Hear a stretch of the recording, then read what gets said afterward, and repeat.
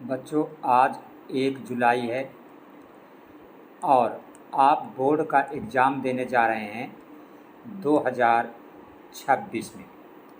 इसीलिए हमने लिखा है बोर्ड एग्ज़ाम 2025-26 और सब्जेक्ट है आपका फिजिक्स क्लास 12 का चैप्टर नंबर है 1, जिसका कि नाम है वैद्युत आवेश, वैद्युत क्षेत्र एवं वैद्युत विभव। हम ये पूरा चैप्टर बच्चों 5 पार्ट में कंप्लीट करेंगे। आज आप देखेंगे इसका पहला भाग और पूरा चैप्टर हम बहुत ही सिस्टमेटिक ढंग से आप लोगों के लिए कर रहे हैं। सबसे पहले पूरे चैप्टर के सूत्र लिख देंगे, फर्स्ट पार्ट में आपको समझा देंगे। सेकंड, थर्ड, फोर्थ पार्ट में आपकी थ्योरी होगी और फिफ्थ पार्ट में, लास्ट पार्ट में आपके न्यूमेरिकल होंगे और सारे क्वेश्चन वो हल होंगे जो पिछले कई वर्षों में पूछे गए हैं। तो इसलिए आप चैनल को सब्सक्राइब अवश्य कर लें और हर महीने हम फिजिक्स के 3 चैप्टर आप लोगों के लिए करेंगे, क्योंकि कुल चैप्टर 19 हैं और ये कोर्स आपका आराम से नवंबर में पूरा कंप्लीट हो जाएगा। किसी महीने 3 और किसी महीने में 4 चैप्टर लेके चलना, ये हमारा बच्चों टारगेट है। तो इसलिए चैनल आप सब्सक्राइब रखें और ताकि हर नोटिफिकेशन आप तक आसानी से पहुंचती रहे। तो आज हम देखते हैं इस चैप्टर नंबर 1 के वो सूत्र जिनकी हेल्प से इस चैप्टर से बोर्ड एग्ज़ाम में आने वाला कोई भी न्यूमेरिकल मतलब आंकिक प्रश्न आप बड़ी आसानी से हल कर देंगे। पहला सूत्र आपका है Q बराबर NE, जहाँ पे जो Q है, Q का मतलब बच्चों होता है आवेश और आवेश का जो मात्रक होता है वो क्या होता है, कूलाम। ये बात आप ध्यान रखेंगे। जो यहाँ पे N लिखा है, N का मतलब होता है इलेक्ट्रॉनों की संख्या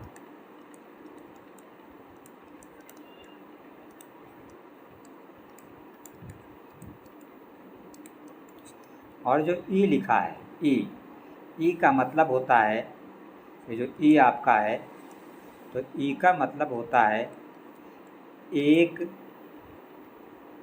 इलेक्ट्रॉन का आवेश, ये E का मतलब होता है। और E का जो मान होता है तो E का मान होता है 1.6 इंटू 10⁻⁻19 कूलाम। E की जगह पर हम ये मान सवाल लगाने में रखते हैं। दूसरा सूत्र है आपका, इसको पढ़ते हैं F बराबर 1/4 pi epsilon not Q1 Q2 बटे R², जहाँ पे F का मतलब बल होता है और ये कैसा बल है, इसे कहा जाता है वैद्युत बल। क्यों? क्योंकि ये आवेशों के बीच लगता है। जैसे मान लीजिए एक आवेश ये है Q1 और R दूरी पर ये दूसरा आवेश आपका रखा है Q2। तो अगर ये दोनों आवेश समान हैं तो दोनों एक दूसरे को प्रतिकर्षित करेंगे, तो इन दोनों के बीच लगने वाला जो बल होगा वो कैसा बल होगा, प्रतिकर्षण का बल होगा। और अगर एक आवेश प्लस है एक माइनस, तो दोनों एक दूसरे को आकर्षित करेंगे, तब आकर्षण बल होगा। तो दो आवेशों के बीच लगने वाला बल जो होता है F बराबर 1/4 pi epsilon not Q1 Q2 बटे R² होता है, जहाँ पे R का मतलब होता है दोनों आवेशों के बीच की ये दूरी और Q1 Q2 क्या होते हैं, आवेश। और जो ये 1/4 पाई एप्सिलॉन नॉट है, इसका मान होता है 9 इंटू 10⁻⁹। और अगर इसको मात्रक लिखें तो जब इसका मात्रक लिखेंगे तो ये Q1 Q2 R² सब कहाँ जाएगा, इधर, और इधर क्या है, F। तो F का मतलब क्या है, बल, और बल का मात्रक आप जानते हो होता है न्यूटन। आर स्क्वायर नीचे से ऊपर जाएगा यहाँ पे तो गुणा हो जाएगा। आर क्या होती है? दूरी होती है। दूरी का मात्रक मीटर, तो ये मीटर स्क्वायर यहाँ तिरछा गुणा में आएगा तो ये हो जाएगा मीटर स्क्वायर। अब ये Q1 Q2 हटेंगे तो कहाँ जाएंगे? नीचे। अब Q का मतलब आवेश, आवेश का मात्रक होता है कूलाम, तो कूलाम का गुणा कूलाम स्क्वायर, और यहाँ पे नीचे आएगा तो बटे नीचे हो जाएगा कूलाम स्क्वायर। इसका मतलब ये हुआ कि 1/4 पाई एप्सिलॉन नॉट जो है इसका मान होता है 9 × 10⁹ न्यूटन गुणित मीटर स्क्वायर बटे कूलाम स्क्वायर। तीसरा सूत्र इस चैप्टर का है वैद्युत क्षेत्र की तीव्रता, इंग्लिश में बोलते हैं इंटेंसिटी ऑफ इलेक्ट्रिक फील्ड। इसे हम ई से दिखाते हैं, कैपिटल ई से, और ई बराबर होता है F/Q, जहाँ पे F का मतलब बल और Q का मतलब आवेश। चौथा सूत्र आपका है कि अगर वैद्युत क्षेत्र की तीव्रता r दूरी पर निकालना हो, r दूरी पर वैद्युत क्षेत्र की तीव्रता, मान लीजिए कहे कि 5 सेंटीमीटर दूरी पर वैद्युत क्षेत्र की तीव्रता ज्ञात कीजिए, तो r का मतलब 5, तब इसी वैद्युत क्षेत्र की तीव्रता E का सूत्र आप लगाएंगे, E बराबर 1/4 pi epsilon not into Q/r square. पाँचवा सूत्र है वैद्युत द्विध्रुव आघूर्ण। तो सबसे पहले आप समझिए वैद्युत द्विध्रुव क्या होता है। जैसे मान लीजिए एक आवेश ये है +Q और दूसरा आवेश बहुत ही पास ही रखा हुआ है -Q, तो जब दो समान और विपरीत आवेश, समान क्यों हैं? ये भी Q, ये भी Q, विपरीत क्यों? एक प्लस एक माइनस, तो जब दो समान और विपरीत आवेश एक दूसरे से अल्प दूरी, अल्प का मतलब बहुत कम यानी पास पास रखे हों, तो ऐसी रचना को कहा जाता है वैद्युत द्विध्रुव। अब चूँकि एक प्लस एक माइनस है, एक दूसरे को आकर्षित करेंगे तो एक बल लगेगा, ठीक है। तो इसकी वजह से जो वैद्युत द्विध्रुव आघूर्ण होता है उसको हम दिखाते हैं P अक्षर से, और ये बराबर होता है Q × L। Q का मतलब कि दोनों आवेशों में से कोई एक आवेश, और L का मतलब दोनों के बीच की दूरी। अब इसका मात्रक अगर हम लें तो Q का मतलब होता है आवेश, आवेश का मात्रक होता है कूलाम, और L क्या है? दूरी है, दूरी का मात्रक होता है मीटर, तो ये हो गया कूलाम गुणित मीटर। किसका मात्रा? इस P का। वैद्युत द्विध्रुव आघूर्ण को P से दिखाते हैं, सूत्र होता है P बराबर Q × L, जहाँ पे Q का मतलब आवेश, L का मतलब दोनों आवेशों के बीच की दूरी, और P का मात्रक होगा कूलाम गुणित मीटर। अगला आपका 6 नंबर का सूत्र है, लिखा है किसी वैद्युत द्विध्रुव को वैद्युत क्षेत्र की दिशा में थीटा कोण घुमाने में जो कार्य करना होता है उसका सूत्र होता है W बराबर PE इंटू का मतलब गुणा 1 - cos थीटा। तो P क्या है? वैद्युत द्विध्रुव आघूर्ण। E आप जानते हैं वैद्युत क्षेत्र की तीव्रता। थीटा क्या है? वैद्युत द्विध्रुव को क्षेत्र में जितना घुमाया गया है। जैसे मान लो कोई ये एक वैद्युत द्विध्रुव, ये ऐसे देखिए, ये वैद्युत क्षेत्र है E, वैद्युत क्षेत्र को किस अक्षर दिखाते हैं? E से। मेन आपका काम है सूत्र सिर्फ याद रखिए। अब यहाँ पे मान लीजिए कोई वैद्युत द्विध्रुव रखा हुआ है और इसको थीटा कोण पे हमने घुमाया, तो कितना कार्य होगा? W बराबर PE इंटू 1 - cos थीटा।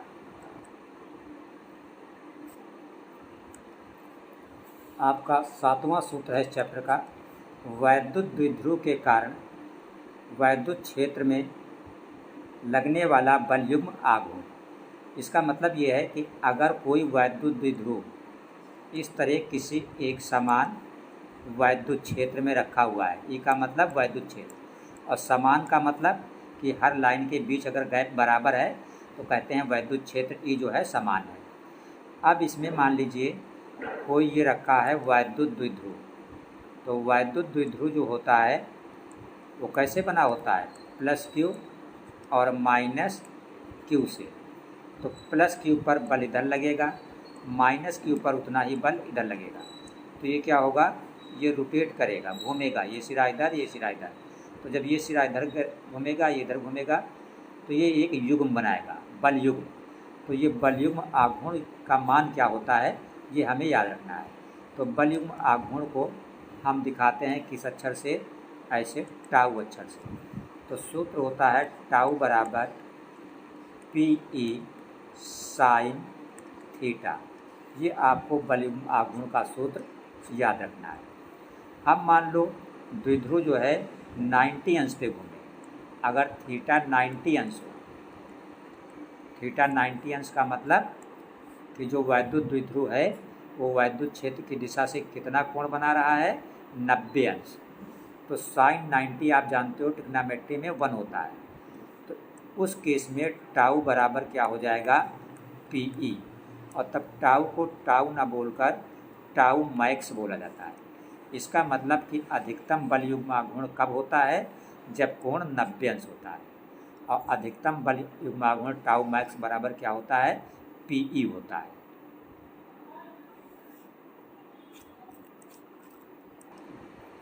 आपका 8 नंबर सूत्र है वैद्युत द्विध्रुव की स्थितिज ऊर्जा। तो स्थितिज ऊर्जा को U अक्षर से दिखाते हैं। अगर द्विध्रुव जो है वैद्युत क्षेत्र के समांतर है, जैसे मान लीजिए ये आपका वैद्युत क्षेत्र है कैपिटल E, और आपका ये मान लीजिए वैद्युत द्विध्रुव रखा है प्लस Q माइनस Q। अब इसकी दिशा जो है इस वैद्युत क्षेत्र के क्या है, समांतर। तब सूत्र होता है U बराबर माइनस PE। ये सूत्र आपको ध्यान रखना है। दूसरी चीज़ आपको ध्यान रखना है कि मान लीजिए कि जो द्विध्रुव है वो वैद्युत क्षेत्र से सिर्फ कितने कोण पर है, थीटा कोण पर। तब आपका स्थितिज ऊर्जा U का सूत्र होगा U बराबर माइनस PE इंटू 1 माइनस, तब सूत्र आपका होगा माइनस PE कॉस थीटा। तो इस चैप्टर के बच्चों ये आपके मोस्ट इम्पॉर्टेंट 8 सूत्र हैं। इन्हीं 8 सूत्र को सिर्फ आप याद कर लीजिए। फिर बोर्ड के एग्ज़ाम में, चाहे यूपी बोर्ड हो, चाहे MP बोर्ड हो, चाहे बिहार बोर्ड हो, चाहे राजस्थान बोर्ड हो, कोई भी बोर्ड का एग्ज़ाम हो, ऐसा कोई भी न्यूमेरिकल नहीं होगा जो इस सूत्र से आपके बाहर हो। आप आराम से 90+ मार्क्स ला सकते हैं।